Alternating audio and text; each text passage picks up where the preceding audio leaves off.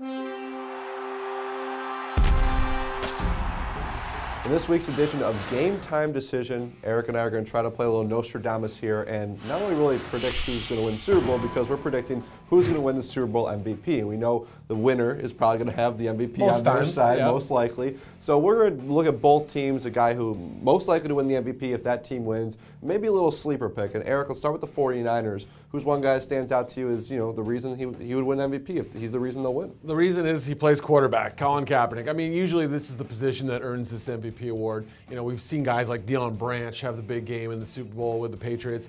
Tom Brady did not win. Branch gets the MVP. So you do get these circumstances like this. So we could see a Vernon Davis or a Michael Crabtree, but my guess is people are so infatuated with Colin Kaepernick, and they're so in tune with the intangible things that he adds to a game that he could win an MVP award even if his stats aren't superb. Yeah, one guy I was thinking of looking at the Atlanta game was Frank Gore.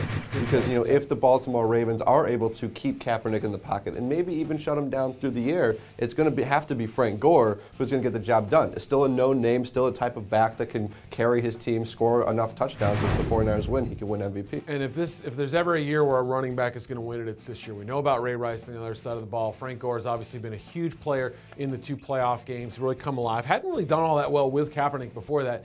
But, Gore is somebody you have to keep an eye on for sure. And who's maybe a sleeper pick? Your Deion Branch, Dexter Jackson guy in San Francisco. They've got some great players on that defense. I would have to think, maybe Navarro Bowman or Patrick Willis, or maybe Carlos Rogers if he has 2 interceptions on deep passes, something like that. I could see one of those defensive players, given all the respect they have on that side of the ball, being able to pull the award. Yeah, San Francisco's got some guys on that side that can make one of those game-changing plays, which could be enough, especially if it's a low-scoring game, to get MVP. On the other side of the ball, Baltimore Ravens, same thing here. You lean towards Joe Flacco, the quarterback? I am, and I think people are so divided on him still. I think they're starting to warm up to the idea that this guy might be a pretty darn good quarterback. He put up pretty good stats this year. I know the completion percentage wasn't that high, but we've seen the big plays in big games, and I think that's what they're expecting from him. Yeah, if Torrey Smith catches the ball and runs 40 yards after the catch, if there's Jacoby Jones on returns, we've seen Desmond Howard win an MVP before in the Super Bowl. Sure, I could see something like that happening. Or a player making plays on special teams and offense or defense. But Rice, Flacco, those are the big names we have to keep an eye on. Yeah, the way the Ravens have played, it has been more Flacco. We know Rice is capable of having a big game, having 20, 25 touches, 150 total yards, but we just haven't seen them play that way yet. It's been on Flacco's arm, so if they win, I imagine it'd be a lot for him. I will say this, Ray Lewis.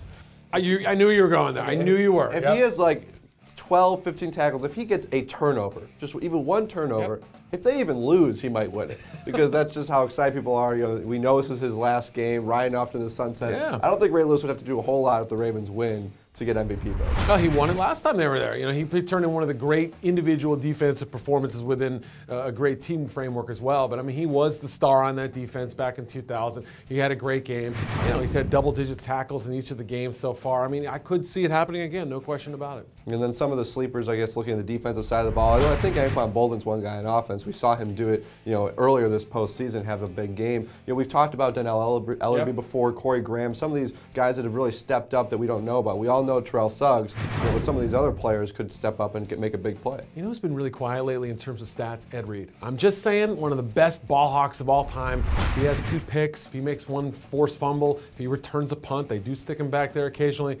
He could be your MVP as well. And we know this is Ray Lewis's last game. Yep. Ed Reed said it's not. He's not retiring, but it doesn't necessarily mean he'll be a Raven next year. So maybe his last game with the Ravens, he could ride off into the sunset and being the best safety in franchise history. Pretty good. With a big game, maybe a Super Bowl MVP. So who do you think at the end of the game will win Super Bowl MVP next Sunday? Let us know on our YouTube channel and head to our website at ProFootballWeekly.com.